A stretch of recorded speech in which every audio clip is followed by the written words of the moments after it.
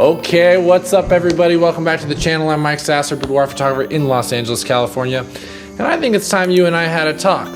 You've been following my channel for a little bit, you've been taking your pictures, you're getting more comfortable with it, you want to try something new, something more adventurous. So by the end of this video, I want to make sure you have what it takes, that you have the know-how to make a super cool, very beautiful, slow motion boudoir video like these.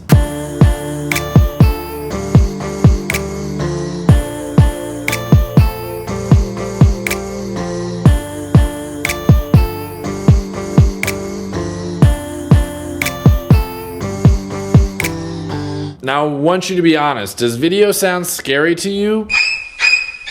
Look, I get it, it's new, it's different from photography, but video has definitely been the thing that has set my photography business apart from all of the rest of the photographers in my area. Not just with slow motion videos like you just saw, but client testimonials, but the other videos that are on my website that show a little bit of the experience. And I wanna give you guys a little leg up so that you can start to separate yourself from all of the other photographers in your area too. Now, I have like a full 2.5 hour online course that talks only about how to shoot video. Now, I'll link it in the description, but I'm gonna see if I can get through a majority of it in just like 12 minutes.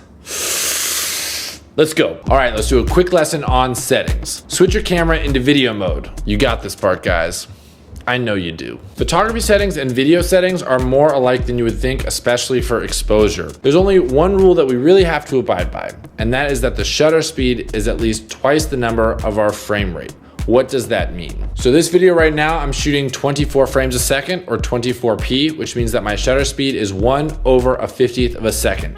It can go above that, but don't let it get below that. And if we're shooting slow motion, which we'll go over in just a minute, we're shooting at 60 frames a second, which means that our shutter speed should not get below 1/125th. The rest is pretty much the same as photography, and I know videographers are gonna be yelling at me in the comments, but just ignore them. All right, now let's talk about the most dreaded thing that I hear over and over and over again, which is shaky footage. Let me guess, you drink a lot of coffee, your hands shake, you're about as stable as a 3-wheeled wagon rolling down a street made of rocks. Well, join the club. I mean, not the coffee part, you know, I really only drink chocolate milk. But having stable footage will really improve the quality of your videos. Now, I personally hate using tripods and monopods and gimbals for stuff like this. So here's how to get stable footage without those things. The very first thing you're gonna wanna do is keep your arms tucked in. The more contact points you have, the more stable your footage will be. Now, if you want an even more stable setup, I recommend that you either sit down, use your knees on your elbows, you could lean up against a wall. Just basically the more contact points you have with not just yourself, but other things that are really stable, is going to help stabilize your footage. The next thing that's actually gonna help is just shooting slow motion. Because you're seeing all the movements played back more slowly, it's going to appear more stable. The next thing is in-body image stabilization. All the current Sonys come with it, the new Nikons come with it, you've got the Panasonic GH5, and that series of cameras comes with it. If you're really serious about doing more handheld video, I highly recommend that you check out one of these cameras. And if not, they've got image stabilized lenses that will help you out immensely. And tip number 5 is just to add a little stabilization in the software.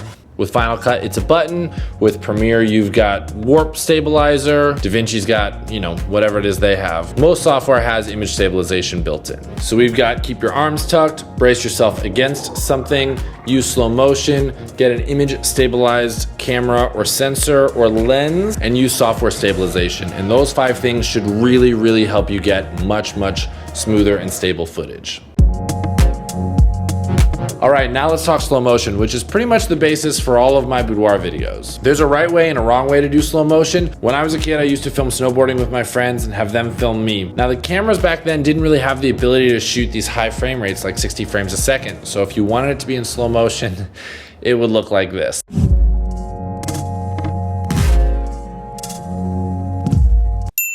I was cool. We're used to seeing most movies and videos like this in 24p, which means the camera actually takes 24 photos in 1 second.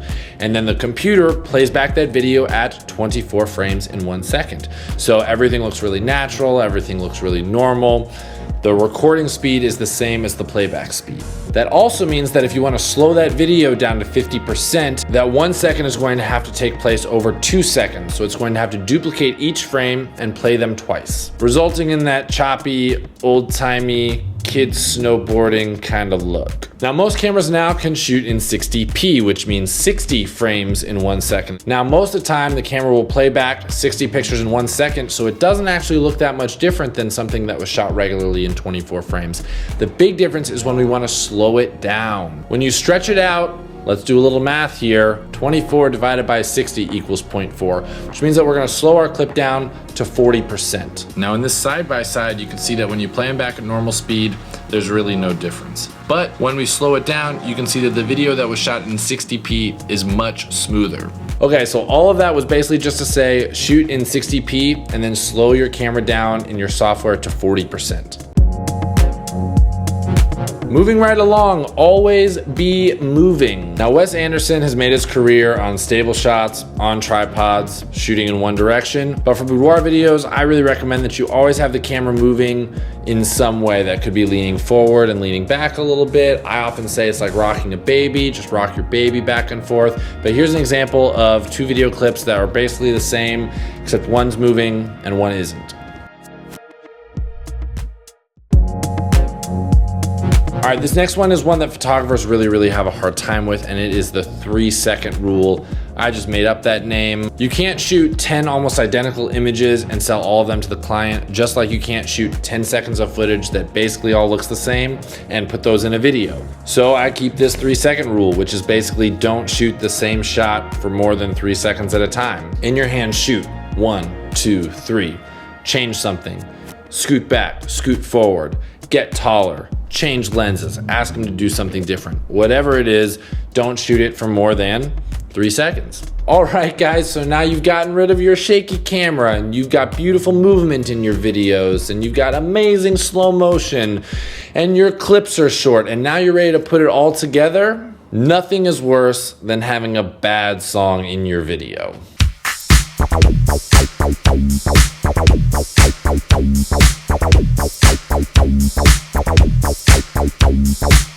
Now, believe me, I know it's a pain to find good songs. I've spent hours of my life looking. I found this website, Epidemic Sound, and I've actually already gone through and chosen a bunch of really good boudoir songs that I've used for my clients that you guys can just screenshot this and look it up on their website. They're giving away like 30 days free to download as many songs as you want and use it how you want to for that first month, just so you could try it out. But we're gonna go ahead and grab this one that I've used before and that I think is perfect.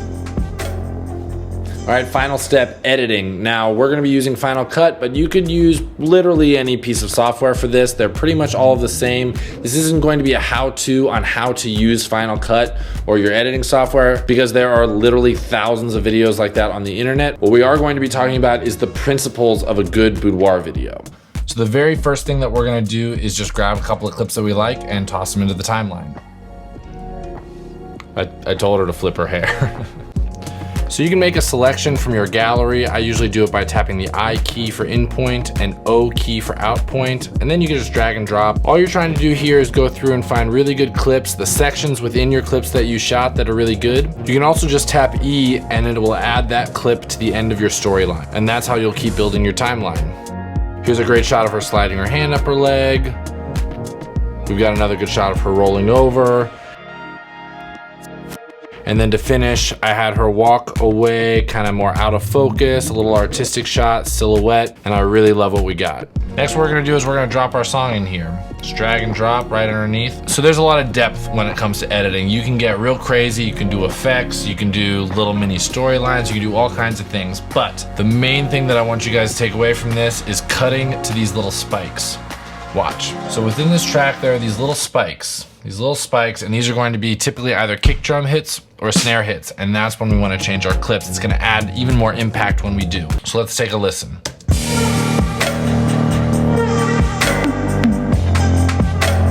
All right, first of all, that clip is way too long, so we got to chop it up. So we'll do, here's one. We'll go until just before she looks up, so we can just delete this. All right, so let's try that again. This big spike here, we're gonna cut it here, and then it's gonna go to the next clip.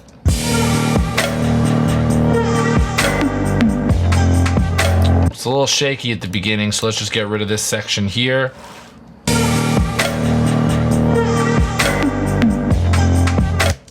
Here's another spike, so we're gonna drag this out a little bit, and then it's gonna come right inside.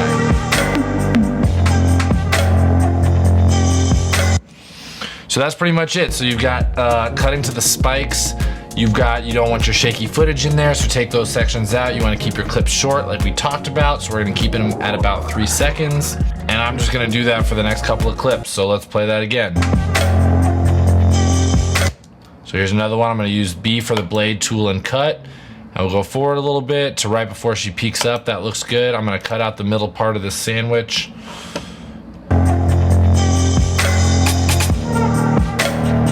That one was a little late, so we're just gonna drag this over to be right over the spike. Okay, let's say you wanna put together a 20-second, really quick promo video for your business, throw it up on Instagram, whatever you guys wanna do. This is exactly what you're gonna do.